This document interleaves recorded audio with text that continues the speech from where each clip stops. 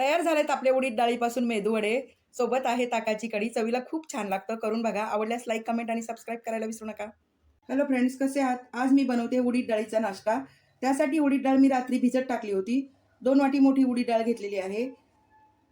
आता घालूया कांदा. चवीपुरतं मीठ घातलेलं आहे. कोथिंबीर, हिरवी मिरची, आल्याचे तुकडे हे सगळं घालून आपण याचं बारीक करून घेणार आहोत. लसूण घालूया 4 पाकळ्या. लसणामुळे छान चव लागते. इकडे मी सगळी डाळ आणि मसाले, तिखट, मिरची वगैरे दळून घेतलेलं आहे. हे आहे 1 वाटी मैदा. तर आपण मैद्यामध्ये आधी हे मिश्रण सगळं मिक्स करून घेऊया.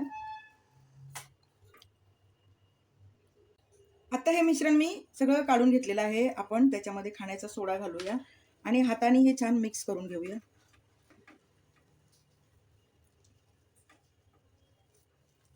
त्यांचे ते धंदे भिजवून घेतलेला आहे. तर आपण आता याचा छोटासा गोळा घ्यायचा आणि बघा हातावरती असा गोल करून घ्यायचा. चपटा करायचा थोडासा आणि त्याला आपण असं मध्ये भोक पाडूया. तयार झाला आपला उडीद डाळ आणि मैद्यापासून मेदूवडा. हे बघा.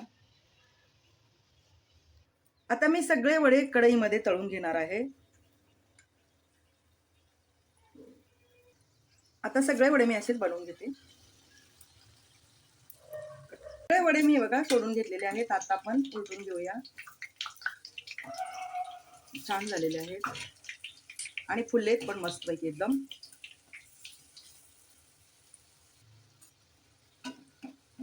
दोन्ही बाजूने आपण तळून घेऊया आणि तळताना असंच थोडंसं झाऱ्याच्या मदतीने आपण वड्यावरती तेल उडवायचं.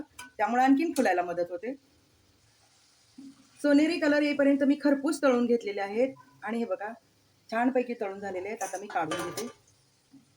आता मी वड्यासोबत खाण्यासाठी ताकाची कढी बनवते. मोहरी घातले, जिरं, हिंग, हळद, लसूण, मिरची कट करून घेतलेली आहे बारीक. गॅस मोठा झाला होता त्यामुळे ते तडतडते आणि कढीपत्ता. आपली फोडणी तयार झाली आहे. आता आपण ही ताकावरती घालून घेऊया. फोडणी छान तयार झालेली आहे.